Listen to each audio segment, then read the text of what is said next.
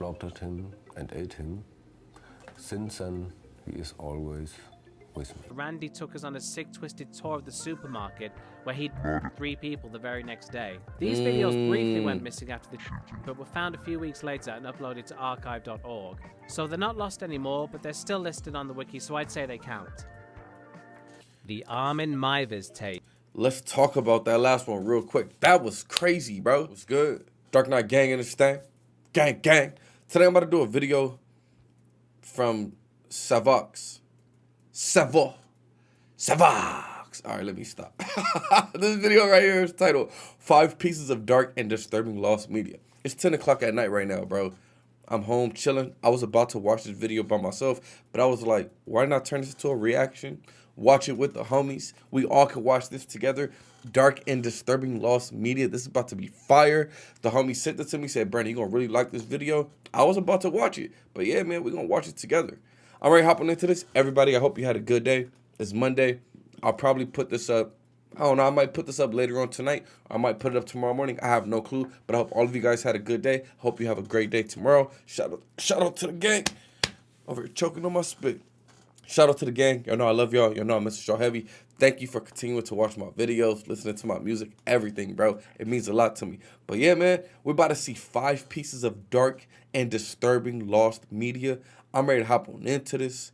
Let's go. I've never told my long-time viewers this, but I have a long-standing interest in lost media. Lost media is described as, appropriately enough, a piece of media that is lost or difficult to track down. The best place to find information on a piece of media that is considered lost is the Lost Media Wiki. The wiki has played a huge role in many pieces of lost media being found, such as Rhapsody Street Kids, one of the worst animated movies of all time that aired once and then went missing for over a decade, before it was obtained by the wiki's owner Diacate and made available for everyone to view, and About Dressy Sally, aka Clockman, which was lost for decades before it finally resurfaced on YouTube in 2017. However, there is a darker side to the wiki. No wonder why that was lost. He looked like he kidnapping women. What the F? And About Dressy Sally, aka Clockman, which was lost for decades before it finally resurfaced on YouTube in 2017. However, there is a darker side to the wiki. A number of entries on it are labeled NSFL, which stands for Not Safe for Life. This means they are the most disturbing pieces of media listed on the site. There's a reason most of these are lost, namely they've been withheld from the public due to their graphic or unsettling content. Oh, this is like about I to be said, fire. I have a long-standing interest in lost media, and that includes the disturbing kind. Me too. So in this video, I'll be going through the Not Safe for I've Life never section seen it. of the Lost Media Wiki. But I love The disturbing Andrew shit. Blaze tapes. Andrew Blaze, real name Randy Stair, was a YouTuber who originally started on the site in 2008 on a channel called Pioneers Productions, which was mostly used for uploading comedy skits. Randy, have you seen my wooden alligator? Yeah, dude, he's like your best character. I watch your videos of No, I mean, have you seen him? No, why? He's gone.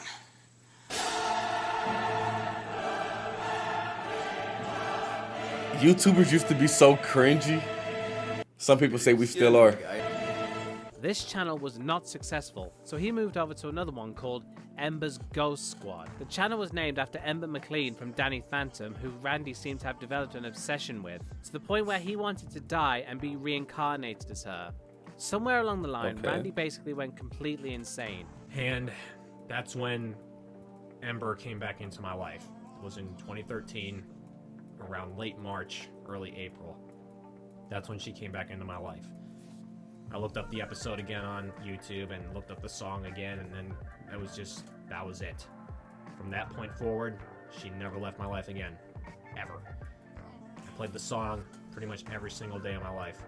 I see he has posters of her around his room or Just studio, fell wherever down he's a at. hole of deep, dark depression and despair and Over a cartoon. nothingness into an abyss of just fucking darkness. I can't even explain it. And every day it just got a little bit darker. He hated the world and wanted to make sure everyone knew. Okay, so here's the deal. Got a 1983 quarter right here. You believe in fate? Here's the fate test. I'm gonna flip this 3 times, or the best out of 3 rather. And if it's heads, I'll do it here. If it's tails, Do what? supermarket. That's a tails. What is he talking about? Do That's what? a heads. Ooh, one of each. Tension's building up. It's a tails. That's tails. You realize, if I flip this next coin and it lands on tails, there's gonna be devastation and destruction. Tails. That is a tails, folks. Tails.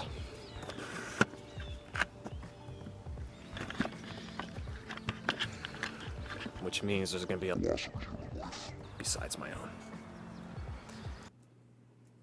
Did you hear that? There's gonna be a loss of a life besides his own.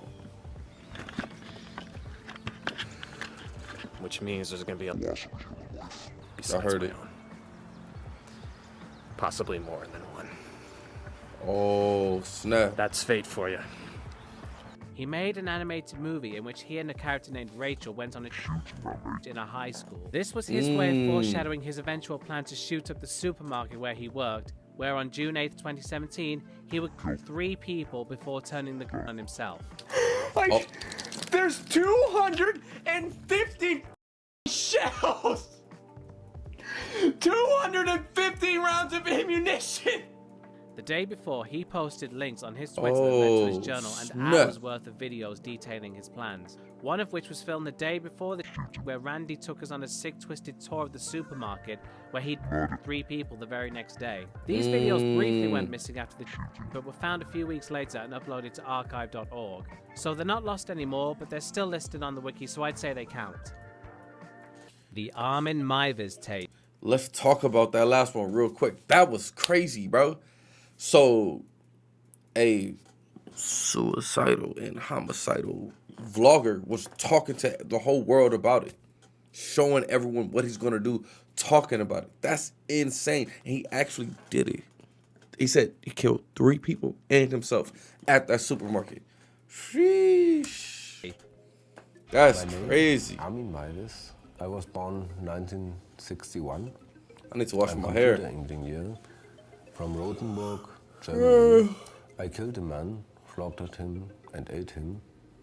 Since then, he is always with me. On March 9th, 2001, in Rothenburg, Germany, 39-year-old IT technician Armin MEIWES and 39... See, and y'all be thinking I'm crazy. You feel me? Some people be like, Brady, you going crazy. Y'all don't know crazy. I'm normal. I'm just out there, but I'm normal. This is crazy. year-old engineer Bernd Brandes met after organizing over the internet to have Brandes killed and eaten by MEIWES, who had a fetish for cannibalism. Armin had tried several times to bait a victim, going as far as to meet a potential candidate, but failed as they backed out. Eventually, Armin's post caught the attention of Brandes, who also had a cannibalism fetish, but in his case wanted to be eaten. The two arranged to meet up, and upon arriving at Armin's house, Brandes asked him to bite off his... member. When this proved unsuccessful, Armin cut it off with a knife. Brandes tried to eat it raw, but it was too chewy, so Armin tried frying it, but cooked it to the point where it was inedible, so he gave it to his dog. After that, Brandes sat in a bathtub and bled out for 3 hours while Armin read a Star Trek novel. After What? Brandes was dead, Armin took his body to a room that he turned into a makeshift slaughterhouse and dismembered him. Armin would later make a detailed post on the Cannibal Cafe, which was the fetishist forum where he'd met Brandes, in which he revealed what he'd done. Someone on the site reported him to the police and he was arrested in December 2002. Can you arrest this man for this, though? The other guy wanted to be eaten, so he just obliged. Why is he going to jail? He didn't necessarily commit homicide. This dude wanted it. That's like if somebody comes to you, hey, man, I want to die. Can you kill me? And if you kill them, will you go to jail for it if they wanted it? And you have documentation, you have proof? I don't know, let's keep going. This is weird, though. This is... Armin had apparently kept Brandes' flesh in ice boxes and had consumed roughly 20 kilograms of it. Upon This his is arrest, crazy. the police found a tape showing the events of the killing and later dismembering. The only time the police ever allowed the tape to be seen was during Armin's trial, where 4 journalists who were present apparently required therapy after viewing it.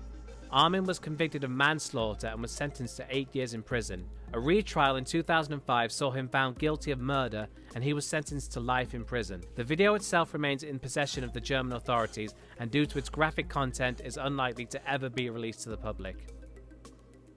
I don't know if he should go to jail for that. Brandon Lee's death footage. Oh, Brandon snap. Lee was the son His of name would be legendary Brandon. martial artist and actor Bruce Lee. Following in his father's Oh. footsteps, Brandon also became a martial artist and actor, landing supporting roles in several action movies before he was cast as a leading role in Alex Proyas' 1994 cult classic, The Crow, which would be his first and only leading role. On March 31st, 1993, Lee was filming a scene in which his character, Eric Draven, is shot upon witnessing the rape and beating of his fiancée. Michael Massey, as the character Funboy, was to shoot Lee with a real .44 Magnum revolver that was using dummy cartridges. This same gun had been used for an earlier scene, after which they unknowingly left a live primer, which is responsible for creating the combustion that launches bullets out of a gun, inside the cartridge. The gun had been fired with enough force to lodge a bullet in the gun's barrel. When it came time for the scene where the gun would be fired at Lee, blank rounds were loaded into the gun with live powder and primer. The production's firearms specialist had gone home for the day, so the gun hadn't been checked to make sure there was no obstructions in the barrel of the gun. Because of the powder and primer, the bullet lodged in the barrel was discharged with the same force they would have had if it were loaded with a live round. The bullet struck Brandon in the abdomen. He was rushed to the hospital but died later that day. His death was caught on camera and was allegedly destroyed under the insistence of the director. However, some of the cameramen claim otherwise, including one who even claims to own a copy of the death footage. The footage has never been released or seen, and no legitimate stills of the footage have been found either. Despite Lee's death being a freak accident that was ultimately caused due to the production crew cutting corners and not taking the time to check the gun, Michael Massey, who fired the bullet at Lee, never got over the incident. He was said to have never watched the movie and regretted the incident until his death from stomach cancer in 2016. I mean, that's understandable. He killed a man on set. You know what I'm saying? Of course, it was by accident, but he don't want to relive It that. is tragic that just like his father, Brandon died young through no fault of his own. Yeah, because man. of this, we never really got to see what kind of career he could have had. That's he could crazy. have gone on to be just as influential as his father, but sadly, we'll never know what could have been. The death of Owen Hart. I couldn't make a video like this without covering Owen Hart's death. Owen Hart was a Canadian professional wrestler and a member of the Hart wrestling family. He's best known for his time wrestling in the World Wrestling. I know about Owen Hart. I told you it was late. My fault, bro. I told you it was late.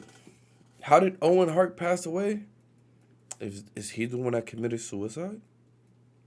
Let's keep going.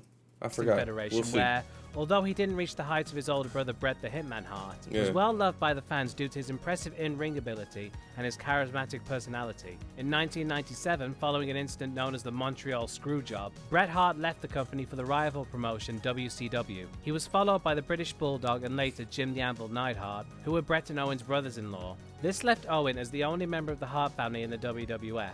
In early 1999, the WWF repackaged him as the Blue Blazer, the gimmick he had when he debuted in the company a decade earlier. You know, there's a lot of tough wrestlers in the World Wrestling Federation.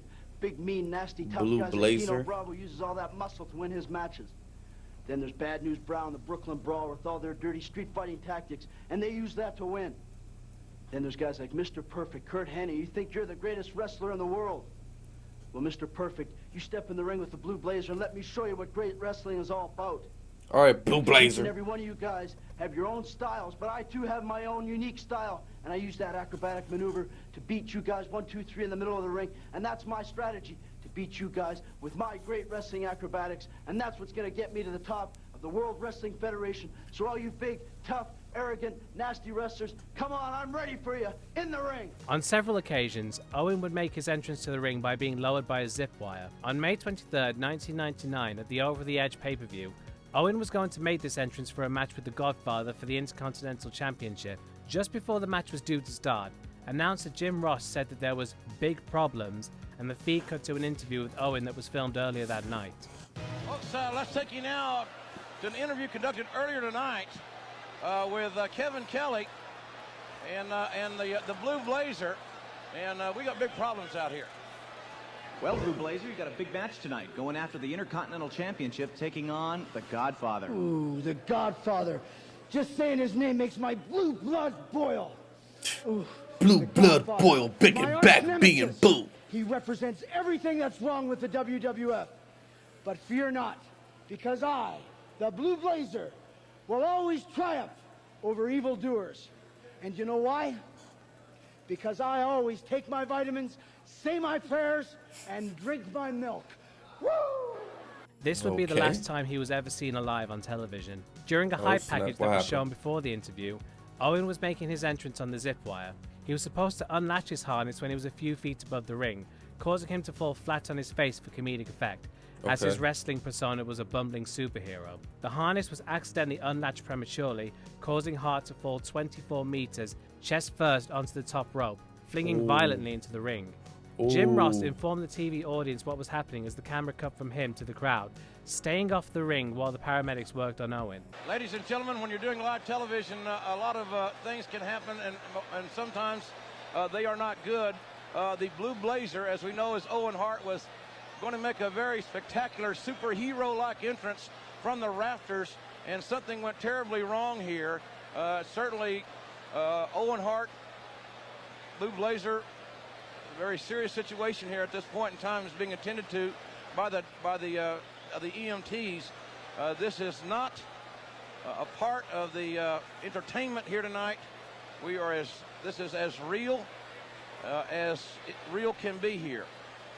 And he died from that. The EMTs are tending to Owen in the ring now, and we are at a little bit of a loss for this situation. I've been doing this for more years than I would like to admit, and this is it's one of the most shocking things I've ever seen. This is not your typical wrestling storyline. This is a real situation. The event was postponed for 15 minutes before the WWF CEO Vince McMahon made the decision to continue the event. 1 hour after the event was resumed, Ross appeared on camera once more to deliver the news that Owen Hart had passed away from his injuries. Damn, so an hour later. Kansas City, tragedy befell the World Wrestling Federation and all of us. Owen Hart was set to make an entrance from the ceiling, and he fell from the ceiling. And I have the unfortunate responsibility to let everyone know that Owen Hart has died. Owen Hart has tragically died from that accident here during a live WWE event. My fault, bro. I told you it was late. My fault. At the time of the accident. Yeah, that's Footage crazy. Of Hart's fatal fall exists on tape. Former WWF announcer Are you Kevin gonna show Kelly, us? who was also the one interviewing Owen in the pre-taped segment at the event, stated that the tape is stored in the promotion's video library, with strict orders never to destroy, view, or duplicate. The Over the Edge pay-per-view was not officially made available to watch until 2014, when it was added to the WWE network. However, all references to Owen Hart during the show are removed, though they do display this image as a tribute to him. Due to legal issues with Owen's widow, Martha Hart, who successfully won a wrongful death lawsuit against the company following her husband's death, it's unlikely that footage of his death will ever be released. All we have are several screenshots of Owen being treated by the paramedics, and also audio from the Spanish announce team at the event. I wish you would show us, to Owen's fall can be but I heard, understand. And the sound of Owen hitting the turnbuckle is also audible. The Blue Blazer is back in the WWF because the WWF needs the Blue Blazer back. Y él dice, el Blue Blazer, que aquí hay que traer reformas. Oh no! Oh, I heard it. Oh no! Why me? Because the WWF needs a superhero like the Blue Blazer. I heard it. Did you hear it? When Owen was falling, everybody that was there said the last thing that he yelled was, "Look out. A guy's fallen from 100 feet and he knows he's done. And the last thing he's thinking is, look out, I don't want to hurt you." You know, it was It shows his character. It was unnecessary. He was a great man. All right, let's talk about Owen Hart real quick. RIP. Of course, everybody on here has passed away. RIP to all of them.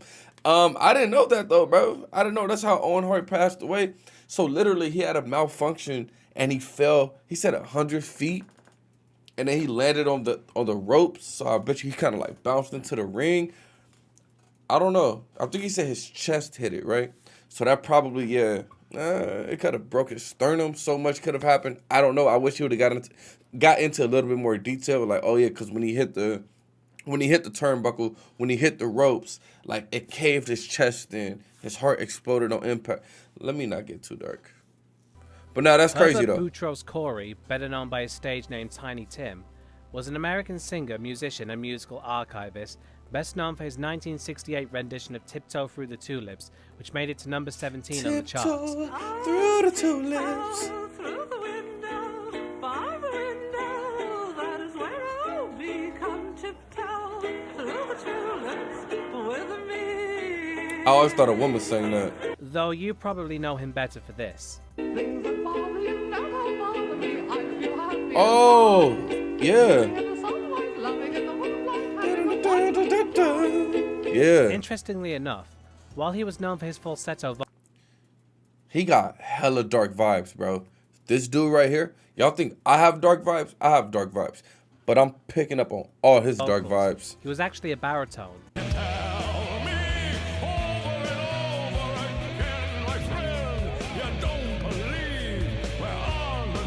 I like that better anyway.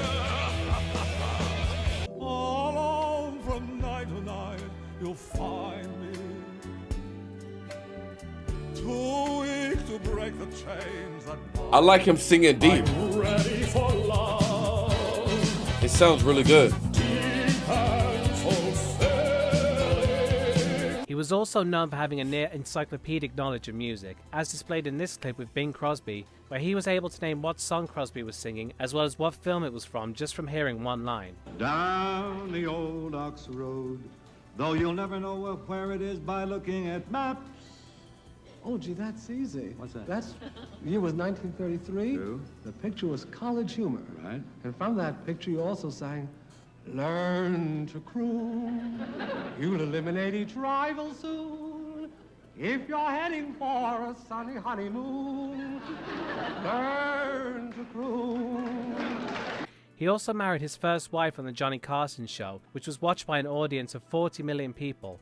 However, after this, his fame began to decline. He continued to record new material and perform, but received very little attention. As the years went by, Tiny stopped taking care of his health, having a very poor diet, and became a heavy drinker. He eventually developed congestive heart failure and type 2 diabetes. Despite his poor health, he continued performing. On September 28, 1996, Tiny was set to perform at the Ukulele Hall of Fame Expo at the Montague Book Mill in Massachusetts. His appearance at this event was caught on camera, but unfortunately due to copyright reasons I can't show the footage without it being heavily edited.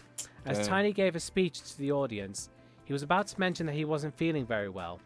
As he said this, Tiny collapsed and fell off the stage while the camera was still rolling. While performing. During the show, well, it's because, you know.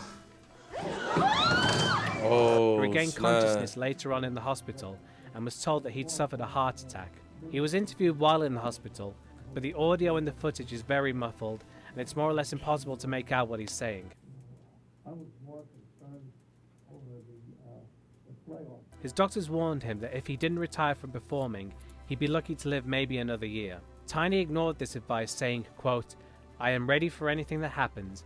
Death is never polite, even when we expect it. The only thing I pray for is the strength to go out without complaining." 2 months later, Tiny performed at a benefit show for the Women's Club of Minneapolis. He finished the show with his signature song, Tiptoe Through the Tulips. As he began walking off stage, his wife Susan asked him if he was feeling okay. He simply replied with, "No, I'm not." He then collapsed and fell unconscious. He was rushed to the hospital, where doctors attempted to revive him, but he never woke up. Tiny Tim died on November 30th from a heart attack. He was 64 years old. These pictures were taken just before his death. The footage of his first heart attack was lost for over 20 years before a company called Video Syncrasies made the video available as a bonus feature for anyone who paid to watch a documentary they made. I'm not trying to sound like an asshole here, but I personally think that this footage shouldn't be hidden behind a paywall. This is why, in December 2019, I paid to rent the documentary and recorded the footage of Tiny's heart attack with OBS. I then uploaded it to archive.org so it would be free for anyone to watch. As I said, I couldn't show the footage here because the copyright holders clearly don't believe in fair use, as they're known to send threatening emails to people claiming they'll have their YouTube channels taken down unless they paid to use the footage. I believe that this footage is historically significant and shouldn't be hidden behind a paywall by a bunch of greedy people trying to make money off a man's near-death experience. Yeah, nah, for as sure. Disturbing I as agree the with footage you, bro. could be to some people, I still believe it should be available for everyone to view. Tiny. Say hi to the people in Ames. Nice talking to you all. He got a part 2 to this, bro. I'm about to watch part 2 as well. I'm gonna react to it since I'm already watching it. This is a great video. Great information. Well, there you have All right, first off, shout out to the homie for making this video. This was a great video. I really enjoyed it, bro. Great video. I kind of gave my reaction during, of course, this is a long video, but I do want to talk about Tiny Tim because I didn't really get to talk about him since it's over. At least he died doing what he loved. He died performing. And like he said, death is never polite. It's not. Even if you're waiting for it, even if you know it's coming, it ain't polite. But you know what I'm saying? It happened to him. He performed one of his most famous songs, Tiptoe Through the Tulips. Like, and he died doing what he loved. R.I.P. to everybody on this video. Great video. We're about to watch part 2 right now. Shout out to the homie for even making these videos. Yeah, I'm going to see y'all part 2. Let's keep it going. Peace.